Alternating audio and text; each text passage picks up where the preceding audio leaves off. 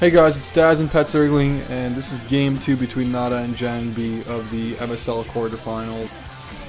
Just watched the first game on Byzantium 2, and it was a really good game. I'm not going to spoil it for you guys. Yes, I am. Not a 1. Yeah, not a 1. It was awesome.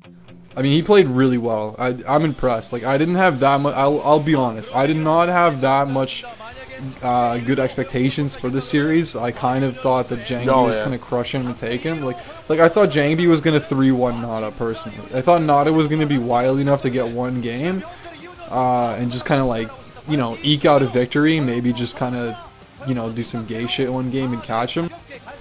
But that's not at all what happened. I mean, he played super solidly. I mean, he just kind of countered. He had a good build order. He countered JangBi's, and then he got an advantage, and he rode it out perfectly. He played flawlessly.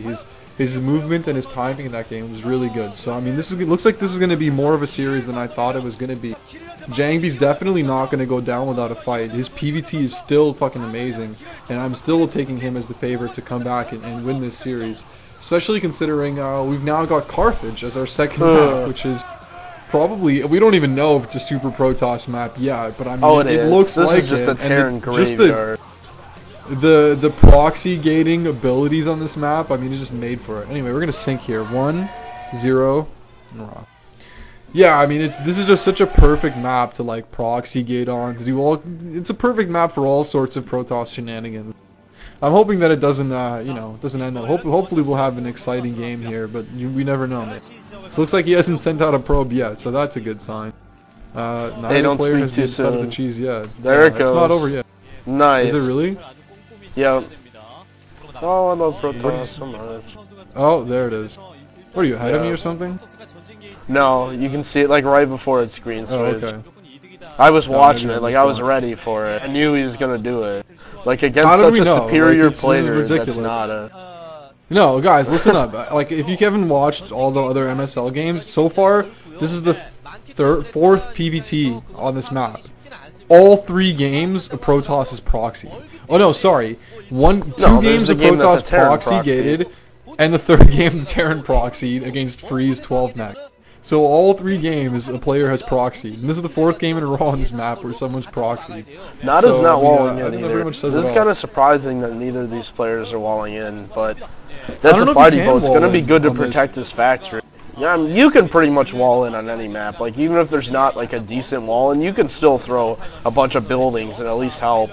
But I'm surprised that JangBi actually built his proxy pretty conservatively there. He built it pretty far back. I don't think NaDa's going to scout it. Oh my god. Oh wow, he was NaDa just about to. Actually. Yeah, he was just about to, but he didn't go on the up path. So good move there from JangBi, building his proxy a little bit far back, and NaDa complete. Oh, and he takes the gas. I love it. Takes the gas. That's awesome. No. The tough part about gas steal is normally against a Protoss build you have to pull your SCVs because you have to kill the gas as soon as possible. He delayed the barracks so much. That's gonna hurt. I think that might be game over considering that Zealot's probably gonna get to NaDa's base before he even has a Marine out. Considering he's gonna delay it, so he's gonna kill this SCV, man. Oh man, don't lose that SCV. Come on, NaDa, pull that back. There you go. Attaboy. But look at that. Look at how much economic damage that NaDa has to take, and now he sees the proxy. But he's still going to be killing that simulator, and I think it would be a good move to pull a few more SCVs, because he's going to need to get a factory out as soon as possible. And look at that. JangBi forcing NaDa to pull another SCV, not actually pulling 2 there to try and kill the probe. Looks like, yeah, the Zealot's already out. NaDa still doesn't have his barracks up, and this is just not looking good for NaDa. I mean, being in this position is a terrible. As a Terran, it's terrible. Why is he not building it? Oh, he can't even build a bunker. Yeah, that's what I was going to say. You can't build a bunker until you have your barracks complete, can you? Right. So yeah, that kind of sucks that he has barracks super technical commentator. I'm sorry, I do not play a Terran. Besides, I'm not a pussy. I don't build bunkers versus Protoss. When I TVP, I just man it up and fucking go mad. I hear you. All Marines, man. I basically have huge nuts, even as a Terran. Oh, nice pull there from the SCVs. Oh, he got the probe. He's gonna kill them. Oh my god, the Marine. Nice. Oh!